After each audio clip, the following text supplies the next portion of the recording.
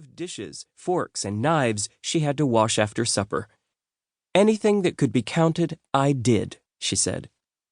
Catherine's love of counting only grew as she got older. She likely inherited her knack for numbers from her father, Joshua Coleman, a farmer who had left school after the 6th grade. Despite his lack of formal schooling, Joshua was a math genius. He could look at a tree and instantly tell you how many boards could be carved out of its wood, just by doing the calculations in his head. Because he regretted leaving school at such a young age, Joshua always stressed the importance of education to his daughter and her 3 older siblings. Catherine's mother, Joylette, used to be a teacher, and she shared Joshua's enthusiasm for education.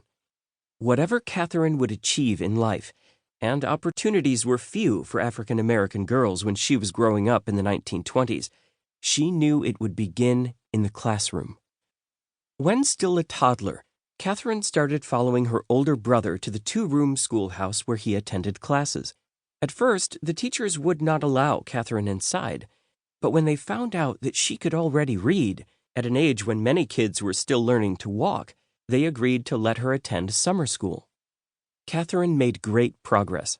When it was time for her to begin elementary school, she skipped 1st grade and went straight into 2nd grade, just before she turned 6 years old.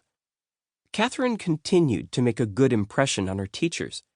She raised her hand often to ask questions, but every once in a while her teachers would turn away from the blackboard to see that Catherine was missing. They would find her in the classroom next door, where she was helping her older brother solve math problems. Being smart is great, but it wasn't always easy for Catherine to be the brain in the family. Every night she and her brother and 2 sisters would gather around the kitchen table to do their homework. After Catherine finished hers, she had to help her siblings finish theirs. But being smart definitely had its advantages. When Catherine was about to start the 5th grade, she was permitted to jump ahead to 6th grade. She'd now skipped 2 grade levels, putting her 1 grade above her older brother. It seemed as if nothing could stop her progress. But at the end of the school year, an uncertain future awaited. At that time, the state of West Virginia was segregated by race. White students in Catherine's town could continue on to high school, but there were no schools beyond the 6th grade for African American children like Catherine. It was expected that she would take a job as a servant or housekeeper. Catherine's father had a different idea. He knew of a school in the town of Institute, 120 miles away, where Catherine could continue her education.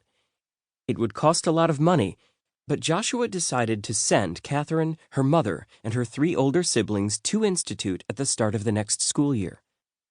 Joshua planned to move his family back home to White Sulphur Springs in time for summer break. To pay for all the travel back and forth, he took a second job as a janitor at the Greenbrier, a world-famous resort in their town. Thanks to her family's sacrifice, Catherine was able to attend class without interruption. In fact, she got such good grades that she was able to start high school when she was just 10 years old. The teachers at Catherine's new school quickly recognized her capacity for learning. At the end of a long day in the classroom, the high school principal, Sherman H. Gus, would personally walk Catherine home. Along the way, he would point out the various constellations in the sky. This was Catherine's first experience with astronomy, the branch of science that would one day change her life. When the school year ended, Catherine returned home. She took a job as a maid in the Greenbrier Resort where her father worked. For the next few summers, she cleaned rooms, washed clothes, and catered to the wealthy and famous guests who passed through town. One of these guests was an elegant Frenchwoman, a countess, who spent hours on the telephone talking to her friends in Paris. As she tidied up the countess's room, Catherine became transfixed by the sound of the French language. When the countess noticed her maid listening to her conversations, she did not get angry. Instead, she took Catherine down to the Greenbrier's kitchen and ordered the chef to teach her how to speak French like a native. Before long, Catherine had learned the basics of the language. Despite having mastered math, started learning French, and been introduced to astronomy, Catherine was far from finished with her education.